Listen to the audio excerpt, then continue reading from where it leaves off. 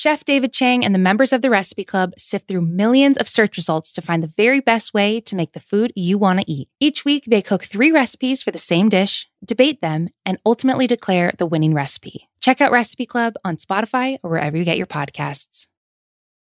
This episode is brought to you by Anytime Fitness. We may talk a whole lot about sports, but when it comes to keeping fit ourselves, there's definitely room for improvement. I hit this point early July. I was just like, I am not in good enough shape. I started trying to walk at least 15,000 steps a day or hiking or just anything to keep my legs moving. Now it's the end of 2023. I feel great. I had a physical 3 weeks ago and the guy was like, you're doing great. You're doing better than you were 3 years ago. I felt great. Whatever your goals are, progress is possible thanks to Anytime Fitness. Get a personalized plan and support from an expert coach anytime, anywhere. Visit anytimefitness.com to try Anytime Fitness for free. Start to train for your life. Terms, conditions, and restrictions apply. See website for details. This episode is brought to you by State Farm. From your morning podcast to your afternoon playlist, State Farm knows you personalize your entire day. And that's why State Farm helps you personalize your insurance with the State Farm Personal Price Plan. It offers coverage options that help protect what you care about most at an affordable price just for you. Like a good neighbor, State Farm is there. Prices vary by state. Options selected by customer. Availability and eligibility may vary. I need support staff to clear the room. Stand up and walk now. Hello and welcome to The Watch. My name is Andy Greenwald. I have no official title at TheRinger.com, sadly. As you can tell, I am not joined, as I usually am, by my buddy Chris Ryan. This is a special bonus episode of The Watch, celebrating one of the best shows of the year, HBO Max's comedy series Hacks, which completed its brilliant first season last week. You may have heard the two of us talking about how great this show was on Monday's episode, and so I was so thrilled to welcome the show's co-creators and the co-showrunners, Lucia Aniello, Paul Downs, and Jen Statsky, onto the show for a fun conversation about how this thing got made and how they're going to keep making it in the future. It was a pleasure to talk to those three. I've been a fan of all their work for a long time, whether it was Lucia and Paul on Broad City or Jen on The Good Place. So this was a great talk, and this is a very special episode. So celebrate, feel good about it, and know that The Watch will be back with me and Chris Thursday night for our usual second show of the week, which this week will most likely be talking about the second episode of Loki on Disney Plus and the latest episode of Top Chef. So let's get into it. This is my conversation with the creative team behind Hacks, Lucia, Paul, and Jen.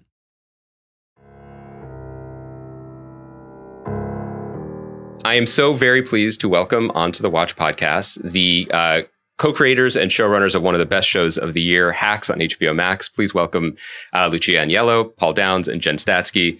Guys, thanks for coming on the podcast. Thanks for having us. Thank you so much for having us. Thanks for having us. Also thrilled because this appears to be in celebration of June 15th, California's Everything Open Day, the first COVID unfriendly podcast we've ever done, because you guys are on 3 Zoom boxes on my screen, but you are all in the same room, which I applaud. Yes. That's right. Yeah. Although, truth be told, we have been a bubble for about 1.5 years. Yes. We've been together for a long time. Because we basically wrote the show and shot it and edited it all during the pandemic. So we have been together, and the whole thing was made during this really fun time. It's an even more impressive achievement because of that. And I do want to ask specifically, I also want to say, extend my apologies. Chris, my co-host, is not here for this podcast, partly because he thinks 5 people is too many, but also because I think he assumed correctly that I was going to hijack this and turn it into a Babysitters Club podcast. Let's do that. Which I still might do, depending how much time we have, because big fan, big hit in my household. I love that. Thank you. It's my Star Wars. Yeah, I mean, we're on the graphic novels currently with my children, which are outstanding. So, but anyway, I digress. Let's talk about Hacks. So the 3 of you, I believe, first worked together on Broad City, a show that I also love very much. Is that maybe accurate? Is this the right place to begin the origin story of this show, or reset me completely if I'm wrong? Well, Jen and I actually met when we were both in a sketch group in New York many moons ago. We were the only 2 girls in the group, women, I suppose. And the girls at the time. Yeah, we were young. Like 22, yeah. And they stopped emailing us. So we were just slowly kicked out of the group.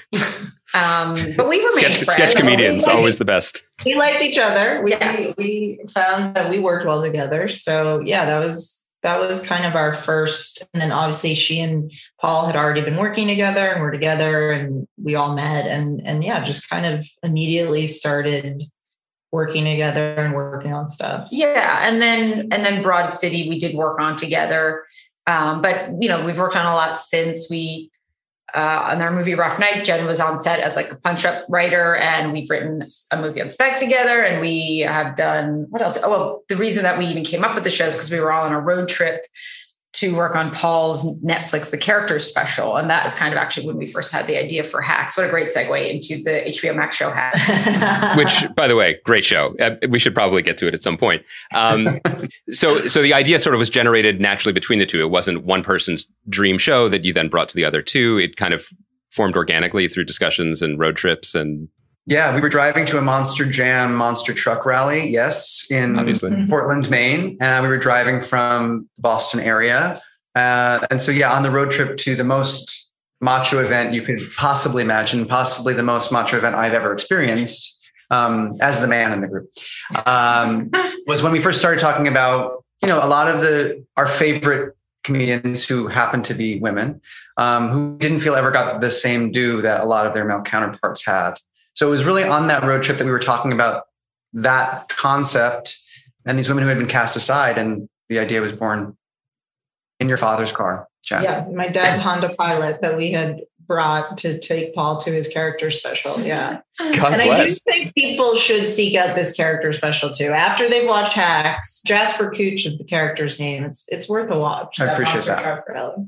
And it was filmed at the Monster Truck Rally. That wasn't just a place you were driving on an off day. No, yeah. No, I was going to hijack it and allow my character to exist amongst the rally itself. It was incredible. They basically just let Paul take the mic at this monster truck rally, and he could have said anything. He could have screamed, "There's a bomb in the building," but it was insane to me. But the main bit of it was that his catchphrase is "Big trucks, big trucks." So that's pretty much the gist. They gave him the microphone. He does a little introduction to on Jasper Cooch, I love whatever. And then he does a call and response of, when I say big, you say trucks, big trucks, big trucks. And then he proceeds to say big trucks for 4 to 5 minutes to the point where it's absurd that it's still going on. And that's literally the entire bit. Yep. Do monster truck rallies generally run with more precision? Like you acted like... Should I be surprised that you were able to grab the mic? I feel like they're generally loose events. Yeah. Apparently not. I am surprised still that it happened. I would just assume any large event, they're not just even though it was for a Netflix show, that they're not just handed, because they didn't know what you were going to say. No. So it's they just gave him free reign. It doesn't sound like you're doing a Borat. It was for big trucks and you were celebrating big trucks. I don't see the problem. Right. There was no entrapment. Yes, there was no, I didn't do anything to make people embarrass themselves other than potentially scream at the top of their lungs, trucks, over and over and over again. But I tell you what, the enthusiasm of those fans, the monster truck fans may be unmatched in their enthusiasm and their passion for the art. The vigor of life. It's such a simple and primal thing that the truck is bigger than other trucks. I'm sorry, we're digressing here. So you have this conception for the show, obviously built around a comedian character who has to be, quote unquote, legendary, and yet it's a fictional character. I'd love to talk about how Jean Smart came to the role, owned the role, dazzled America in this role. But also, and correct me if I'm wrong about this, in thinking about how this came together, I feel like when you got Jean Smart in this part, you have a show. This is going to work for an episode. But the casting of Ava feels so tricky to me because depending on how you cast that part, that's going to determine whether you have a series or not. And so I wonder if you could talk me through a little bit I could be wrong. I assume Jean was attached first, and then how you paired someone with her, because that's really going to determine what this is going to look like and be and feel like. Yeah. Jean was attached first. We talked a lot about, when we were writing the show, a lot of these showbiz veterans that the character's based on, but we didn't have anyone in mind. But when it finally came time to cast the show, because we wanted to make something really grounded and really real, that had emotional moments and more poignant moments, but also was hard funny and had to have an actor who could believably be a stand-up comedian, which means you have to be really funny and know how to land a joke. The list of people that could do comedy and drama in equal measure was actually quite small, especially them being over 65. And, there were a lot of parameters. And for us, Jean was always at the top of that list. And yeah, we met with her, and she turns out always wanted to be a stand-up comedian, had dressed as Phyllis Diller as a child for a Halloween party. Yeah. So it was really weirdly kismet. But you're right, the Ava part was much more difficult. And we saw probably 400 women or so for that role. And I think that the thing that obviously requires chemistry with Jean, and we did do a chemistry read, but also the character is built to have a place to go. We want it to be very grounded again and realistic and someone who had growing to do. And that's a hard part to play. And when Hannah came in and read for it, she just had a different cadence and vibe, and she did the part differently than anyone else we had seen. So it was really pretty remarkable. We'd never seen her before. Weren't aware of her in any way. Never going to see her again. Spoiler alert. But yeah, she just really was it's about a unique dynamic for sure. Yeah. How would you characterize that dynamic? Because I think that, and you may have heard us say this on the podcast, I think one of the things that she does at times appears effortless, although I imagine this is, to me, it would take an enormous amount of effort. She's prickly. She's tough. She does things that are, I hate that word, but unlikable for an audience. And yet always is true to the core of, I think, Paul, I really like what you said, of someone who has somewhere still to go. So how would you characterize the dynamic from day one that you saw in her? Well, like you said, she has somewhere to go and somewhere to grow. And so the farther we could take her in that direction, the more character development we get to have. And I think if you know Hannah as a person, she is really so sweet and nice and kind. And so even if we're writing dialogue and action and things for her to do that maybe would be traditionally unlikable, I think there's something that you can tell under the surface that Hannah has that she lends to Ava that makes you know that in her core, she's a good person, even if she's misbehaving. And there's something a little intangible about that, but I think the mixture of the real person behind the character helps make it like you're rooting for her to do the right thing even when she doesn't. And she's proven to she won't always. But that then when she does, you're like, yes, that is the person I want you to be. And I feel like you are deep down inside. And so in that way, we co-opt a bit of, I think, Hannah's likability, in my opinion. And that helps make Ava feel a little bit more lived in, a little bit more real and empathetic and sympathetic. I think it's also interesting to note that Hannah herself is a stand-up and has done stand-up, where Jean, clearly, I didn't know this, wanted to, but hasn't done it.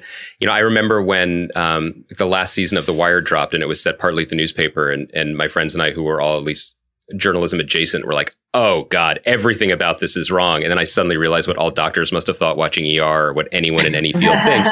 I can only imagine what it's like for people who do stand-up to see people pretend to do stand-up or act at doing stand-up. How did you approach that with the show? Having one stand-up who's not doing it, on set constantly, teaching someone who has to be a legend and pulling it off plausibly, at least in terms of my journalism adjacent eyes.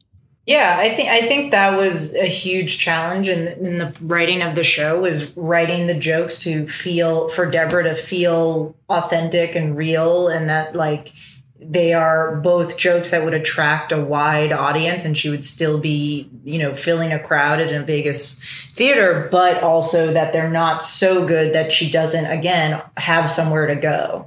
Mm-hmm. And so that was a very difficult, challenging part of the show that I think was one of the parts that we kind of labored over the most. But I think it is just, we also benefited, I think, from, even though, we've all done stand-up, Paul still does stand-up, but we're not really stand-ups, but we have been around a lot of, Paul is really a stand-up. No, I was laughing because it's true. Yeah. Not because I was excusez-moi. But we've been around comedians. Those are the people that we've spent the last 10, 15 years of our lives with and working with. So I think hopefully if it feels real and that it just that kind of seeped into the writing, just being around comedians, being in comedy, understanding this sort of language that we all speak and kind of trying to translate that as authentically as possible to the page and then to the screen. But in the end, it is just a buy. You just need to buy that that's who she is, because in the end, I mean, it's not something, we're not really trying to make a show about material or about stand-up. It's about the people who are doing comedy or performing stand-up. So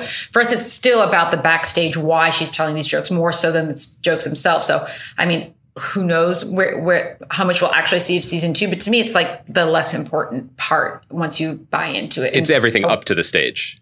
Yeah. And so behind the curtain, right? Yeah. And even as we continue to develop Deborah's material, it's to me, at least, like I'm more interested in what she's choosing to say more so than what I don't personally need to see it as much on stage.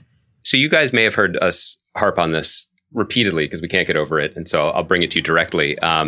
It's quoting one of the executive producers of Hacks and someone Jen's worked with for a bunch of years, Mike Schur, who in an interview years ago told me that he truly wishes that you could make your first 5 to 10 episodes of a comedy in a bubble, throw them away, and the first one everyone sees is like the 11th.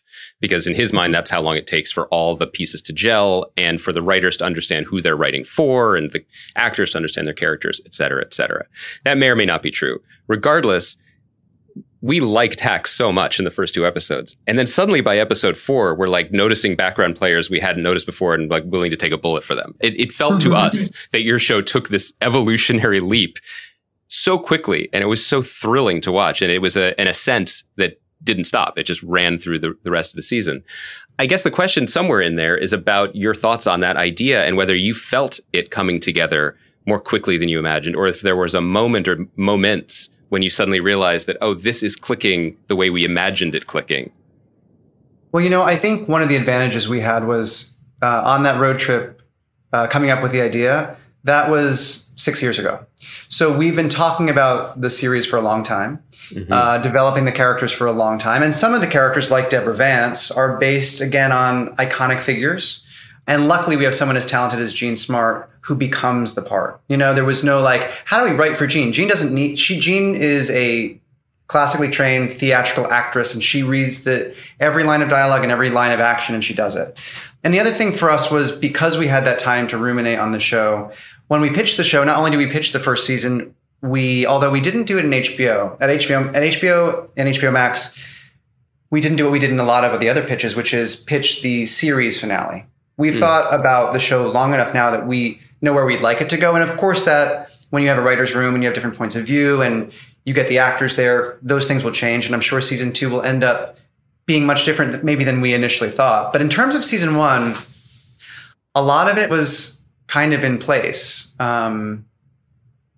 Although it did feel good, when it was all coming together. I've certainly, as someone who's worked with Mike on shows where maybe this show, in a really wonderful, lucky, but also purposeful, because we got to plan it so intently way, felt so instantly like Hannah was Ava and Jean was Deborah, and every cast member who, like the supporting players, like you're talking about, just sort of instantly locked in. I never felt the way maybe even we felt on other shows where it was like, oh, okay, this isn't working. We need to adjust and we need to and I hope that is because, like Paul said, it was planned enough that like a lot of groundwork that is laid in the pilot or laid in episode 2 pays off in episode 4, 5, 6, 10 in a way that I think makes it feel very holistic.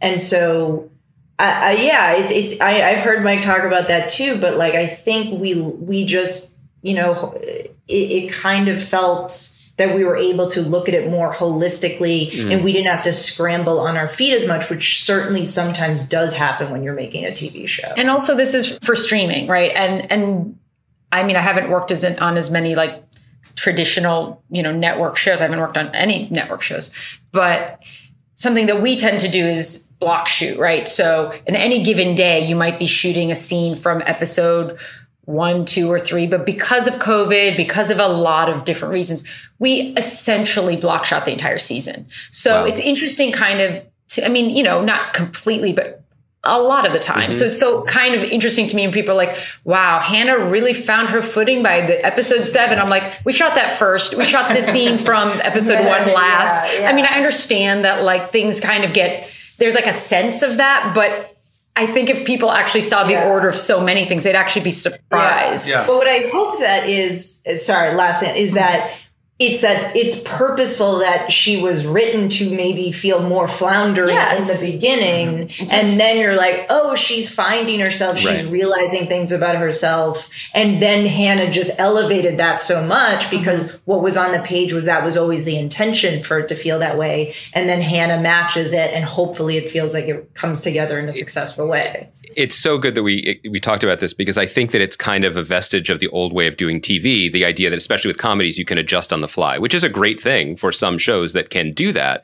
But this narrative that people are finding themselves and it's clicking is pretty outdated, especially COVID or no, as you know, as block shooting becomes more the norm. And we spoke to Kate Winslet, which that's a humble brag. And but she was basically like, it's a total fiction when people are like, your Delco accent got better by episode 5 because we shot the finale scenes on my first day of shooting. Exactly. But if that's how they want to understand the show, okay, that's fine. As long as it's everybody positive. likes the most improved. Yeah, totally. I do want to talk about specifically episode 105, Falling. But before we do that, because I think a lot of people have pointed to that one as kind of a turning point, both in the season and in their understanding of what the project for you guys may have been. You know, how wide this can go, how deep it can go emotionally. But I have to say, the moment when I was like, oh, this show has made the leap, even though you probably shot this first or whatever, was the end of episode 104. Which is after everything that's gone on when Deborah and Ava are on the phone watching TV together. And there's such a easy intimacy to the way that they talk and to the way that the show feels. And I'm just like, oh, I want to live in this. I want to live in this moment, which is such a primal TV reaction, you know, for shows that are about, and, you know, I think this is a hallmark of Mike's shows as well, about community. Like, you want to be there, regardless of how prickly they are or how long you could actually live in a Vegas hotel room. You know, there was something that was just felt so assured and confident in that. And I guess that ended up just being a compliment and not a question, but I wondered if you could speak on that idea. Yeah, I mean, thank you. We really felt it watching that scene not only get shot, but also come together in the edit, and putting them literally together, you know, in a split screen, making them essentially at a slumber party together. These two hardened women who don't have anyone else, finally letting someone sleep over, was really gratifying even to us. But this also, because I don't want it to seem like we as the architects of the series really had it all, under lock and key and made it work, because it does speak to the talent and the chemistry of Gene and Hannah. And I will say that their chemistry was apparent from the day that they chemistry read, because it was also during COVID. So they were in a huge, and poor Hannah, who has never acted before, has done stand-up but has never been on screen for a minute in her life, came to a huge empty soundstage with huge air filters and then sat like 20 feet apart. But at one point, Gene said, after their first scene, said, I want to tell something. I want to tell Hannah something, but I don't want you guys to listen. So we talked amongst ourselves, and she went over and whispered something to Hannah. Their chemistry and their relationship almost came fully formed. They just took to each other. It was really kind of magical. So a lot of that, I think, is also getting to see them enjoy each other and getting to watch that chemistry, which I think that's kind of the very first time you're really feeling them gel, is such a good feeling. And it's a big turning point for us in terms of the character development. Right, because you do see chemistry in the pilot, but you see an antagonistic chemistry. What you see at the end of 4 is a casual chemistry, which I think is actually what you're saying, like the more comfortable. It's like the warm sweater.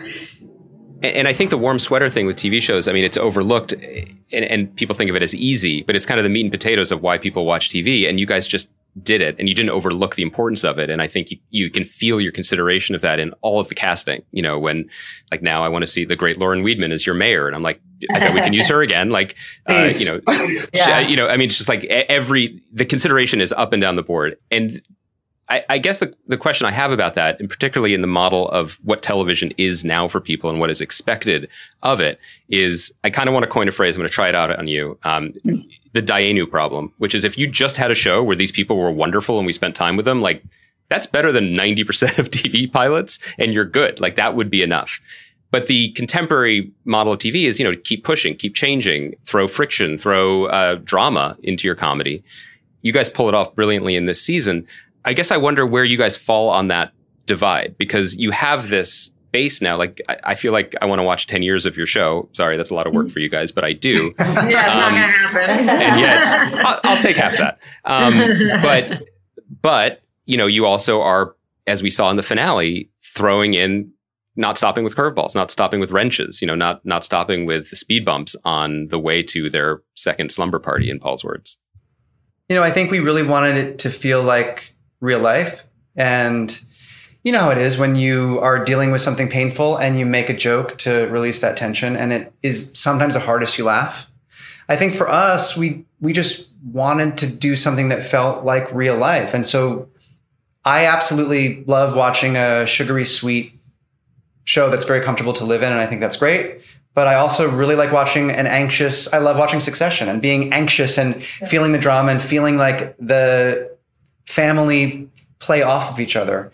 I like both of those things, but the thing I wanted to watch the most was honestly a show kind of like this that had the really hard laughs and also had moments that are more poignant. Yeah. Because I do think that feels true to life. Yeah, I think comfort TV can be a lot of things, and maybe this is just our personal feeling, which is why we made the show we did. But like, to me, comfort TV is when life is reflected the way it really is. And that is the duality of both really sweet moments, really happy moments, friendship and love and all that, but also pain and suffering and figuring that out and using the, each other to get through that. And so I think that's why our show has both of those elements that you were just discussing, is because we are comforted and we love watching things that just feel real and feel like the life as we know it. I also just felt, continually impressed and also jealous. And I mentioned this on the podcast we did yesterday about your show, which is it just feels like you cracked the code of how to do the type of dialogue and storytelling and emotional storytelling that I want to watch on TV. And I feel like it's being squeezed out of dramas because the dramas have to be so premisey and have so much plot and machinery or IP or whatever to service it. And your show can be hilarious and funny, and there can be weed gummies and French fries. And then in the midst of that, there is this jewel of a conversation, that cuts right to the quick in a way that I wish other shows did. And I love the balance. I mean, I love that, the way it can go from one thing to the other. And I guess the question I have at the root of that, additional compliment was specifically in the scene work and the scene writing, which is so diamond sharp throughout and interesting to note, because like most TV shows, you had a room, there are many writers credited on the episodes in addition to you guys. When you get to a crucial scene, and I'll just pull two from the finale just because that's freshest in my mind, but the Marcus and Wilson breakup scene, for example, it's so economical. I was dazzled by that. Like, you had so far to go in like a page and a half or something, and you pulled it off, A, but B, did it in the way that I was like, oh yeah, that's how they talk. Because as if I know them by now, so you've correctly assumed my knowledge of them, not to get too meta. So I guess when you came to a scene like that, or in a more dramatic sense, or even a bigger stakesy sense, the slap scene that occurs, I think, right after that. I guess let me just ask about those scenes. I mean, obviously there's room ideas and there's passes and drafts and things, but how did you end up in that place where the voices just sounded so natural that it felt obvious to me as a viewer that this is what would be said in this moment? There's like, so much that you can, you starting origin of like, okay, we knew we wanted this confrontation of this, like, I'm doing the old material, you should do the new material. Here's my point of view. Like, just, they both are coming in with such different points of view, right? And they both think they're right, and they both are right, and they're both wrong. And so for us, it's like they are able to just throw things at each other until it gets to a peak of, well, now I'm just going to try to hurt you.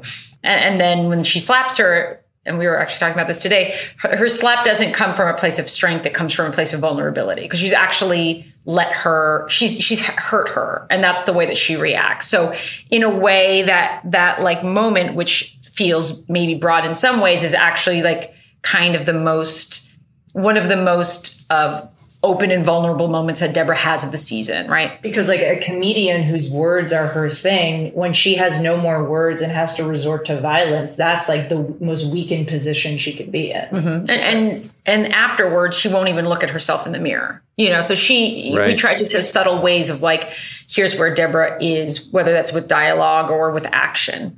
So that's something. I'm just like, I don't know exactly how to respond to this, but in the other, I guess, thing I would say is like, from when we're pitching in the room, we kind of oftentimes are pitching dialogue. And I think that's one way that it helps feel fresh is when you're sometimes saying it versus just committing it to the page, because it can help make it feel more real.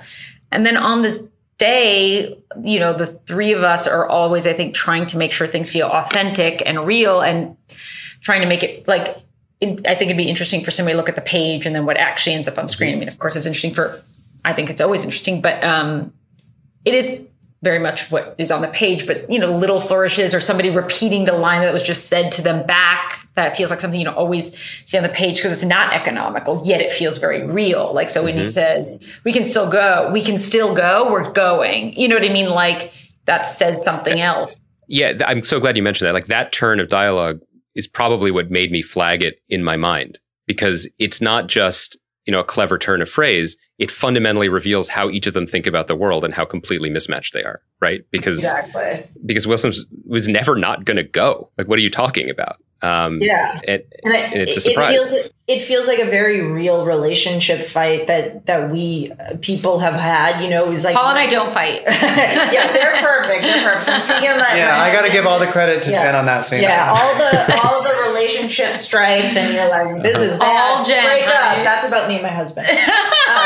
But you know, it's and credit to our co-EP Andrew Law, because I think that specific line came from him, because it felt like a very real, like, jump from A to C that happens in relationship fights, when it's like, oh, I thought we were fighting just about the fact that you didn't bring this up to Deborah, but then you just went from A to C of, oh, now the trip maybe isn't even happening. There's a bigger problem here. And I think those escalations and romantic arguments or friendship arguments with anyone is so, I think hopefully that's why it feels really real to you, and maybe you connected to it, because those are the moments where it just goes from 0 to 60 and you're like, oh, this fight is much bigger than I even thought it was going to be 1 second ago. Well, it's revelatory. I mean, they're revealing who they actually are and how they see the world. And that is like stunning for the characters in that moment, but it's also really bracing for the audience, because we thought we knew a certain thing and now we know something more. And we also know it's the finale, which is crushing. Season finale. So I had a question. I still have the question about the stories you guys are excited to tell in the second season. I guess I'm even more interested in your answer now that I know that you guys are the anti-JJ Abrams and you've actually plotted this thing like as tightly as a drum through the end, which is less than 10 seasons away. I really went hard at you on that one. I'm sorry. No, hey, it was a big ask, and, you know, I'll take the answer I got. You know, I think we really love seeing them, for instance, out in the desert at that antique shop, or, you know, when they go to Sacramento to the comedy club. We really loved seeing these two women find each other in strange places. And so we were very excited to get them on the road. But we also don't want to lose, like you said, people like Lauren Weedman and people like Poppy Lou, who plays Kiki. You know, there are so many people that we love and have fallen more deeply in love with, that it does change the trajectory of what, you know, I think we're still going to hopefully end it in the same place, but we want, and I think this would be very true to someone like Deborah Vance. She's not going to tour like a normal person. She's coming back to her mansion. She's going to come back to Vegas. You know, I mean, she's going to be in Vegas between stops. So I do think that that's something that has made us adapt what we're going to tell next season, but we are really excited not only to get them on the road, but to get, again, our favorite ensemble members in the show. I mean, we want to see Marcus's mother, you know? Oh my God. Yeah. That's my favorite thing about, it's just my favorite thing about TV, which is we're only 10 half hours into our journey on the show.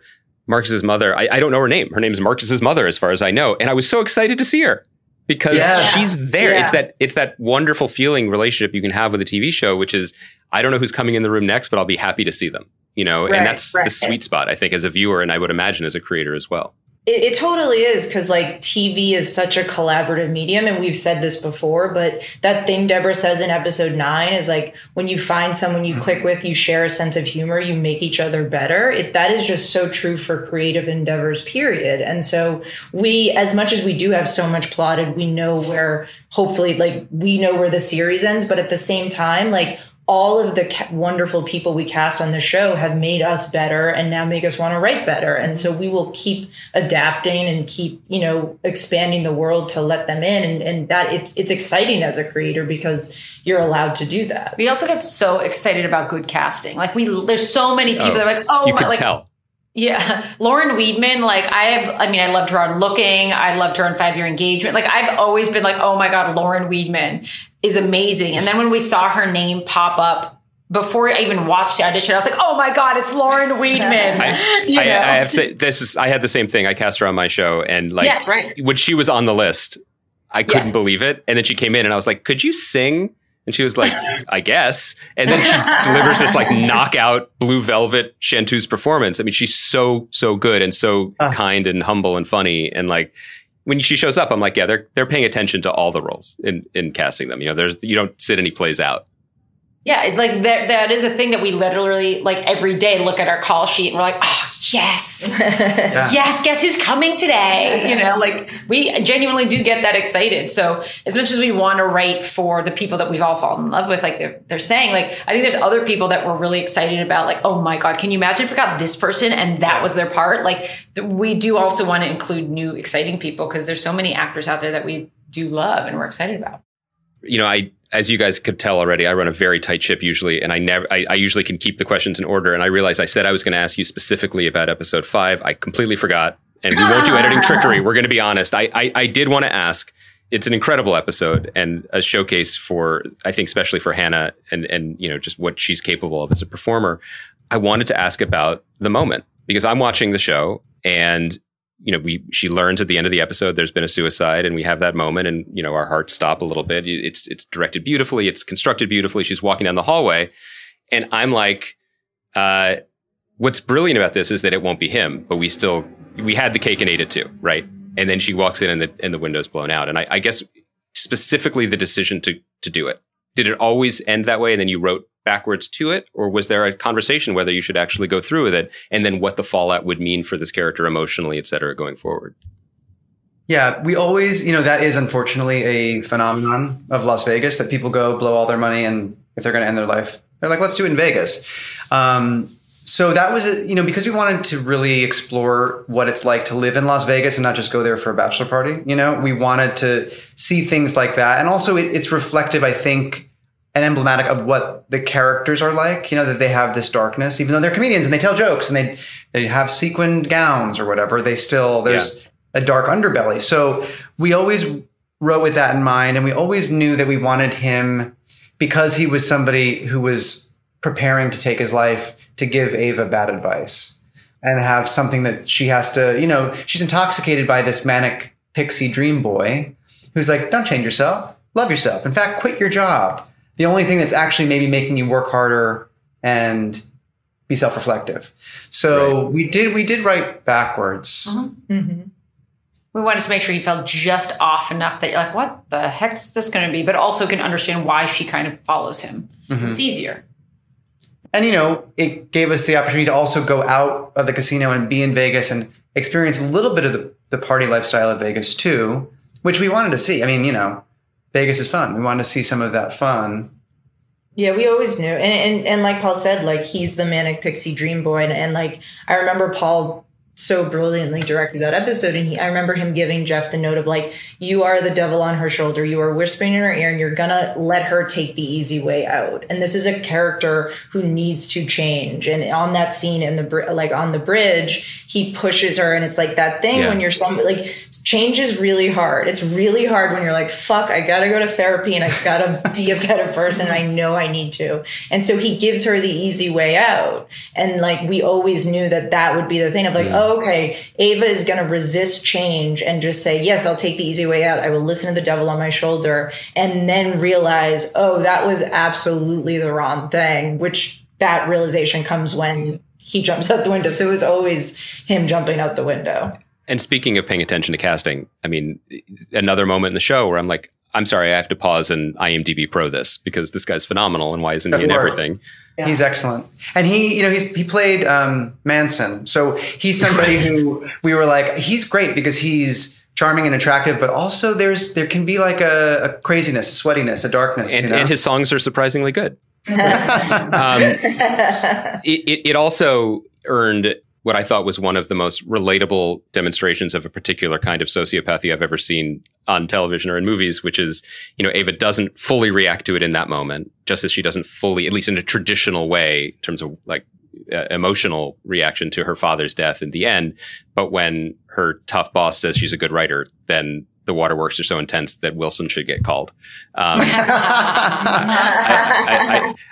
loved seeing it in context of like everything, all these things we're seeing are, that's not the moment the season is building to, but in a way that has been threaded and it just hit uncomfortably close, I would say. Yeah. Well, yeah, I feel like all of us want to be seen and appreciated for the work we do, right? I mean, that's why we're, I think, all in this. But, that's another example of, I feel like, I don't know if this is conscious or recognized by people when they watch it, but in episode 2, she says, "You're not a writer, you're a therapist." I get it. She doesn't even think she's a writer, much less a comedian. She doesn't even think she can do it. And then she's like, "You're a writer and you're too good to quit." I think letting Deborah be someone who dismisses her just like everyone else and then be the only person that sees her is why, for me, it felt so good. Right. Yeah. We tried to do a lot of mirroring from the first episode or second episode into the final episode. So I think it'd be interesting for some people, if they've seen this season, to go back and watch those first couple episodes, because I think they might hit different in a way where it's like, it's set up, and set up is of course harder. People are always saying pilots are hard, and it's true. But I think that we really hoped that, I think we hope that like as a whole, if you're seeing it, then like there's a little bit more, my opinion, a little more richness to the earlier episodes that maybe couldn't have been recognized until you kind of see the whole. It's also fun to go back and watch Jeff Ward, who plays George, and what he does. All of his, he was really great in his tiny choices to nod to what he's going to do. You'll see him talking to her and then look vacantly away, and it's really, it's really interesting to watch that back. Not saying that you have to watch the show multiple times, but you could. Yeah. Someone's looking at the data. They probably should. Well, I'm so excited you guys get to make more of this. I hope you get to make more with continuingly decreased COVID regulations, because we didn't get into that, because I feel like, because it's not coal mining, people don't want to hear how hard this has been for people in production, but I can't imagine what you guys had to do. And I only hope that it gets easier, even though the job itself is never easy.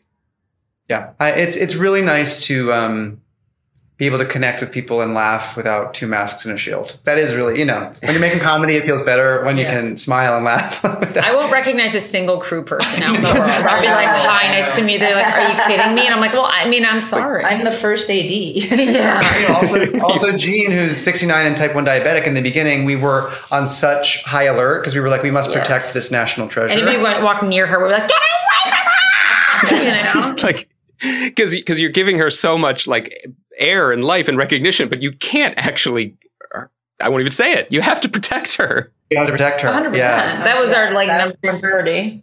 National treasure. Well, you've done right by her and by TV in general with this show. This first season of Hacks is so outstanding. Thank you so much. Thanks to all of you. Thanks for coming to talk to me. And Lucia, will you come back for Babysitters S2? There is an S2, right? Yes. Yeah, it's wrapped. Yeah. It's wrapped? Oh, this is going to go over so great in my household. And by my household, I mean me, but I will tell my daughters also. Heads up. It's a great show also. Thanks, all of you. Really appreciate the chance to talk to you all. My gosh, thank you so much. We appreciate it. Thank you again to Lucia, Jen, and Paul for talking to me about Hacks. If you haven't watched it, why did you listen to this podcast? But you should, regardless, you've been spoiled. Watch it. It's all 10 episodes streaming now on HBO Max. One of the best shows of the year. And remember that Chris and I will be back later this week, probably Thursday night, talking about Loki, Top Chef, and more.